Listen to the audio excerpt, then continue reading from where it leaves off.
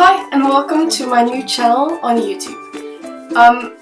You probably noticed my English isn't that good because I am living in Norway and of course my accent isn't perfect, but I probably sometimes change over to British.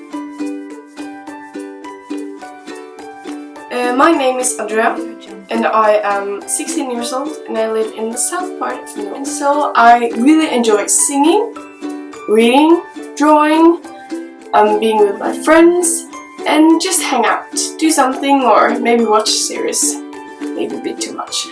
All my life I've traveled quite much because my family, we really like to travel, and I've been to over 26 countries and several cities, and I really want to go back to some places and discover new ones. And at the same time, as I'm really happy and love to smile and sing, I really wish I could dance.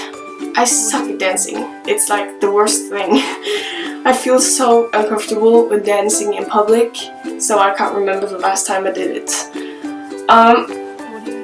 As for normal things, I'd love to just be at home and watch my series and movies, and I love cats. That sounds really cheesy, like kind of Tumblr thing going on, but yeah, I really love cats and dogs, but mostly cats.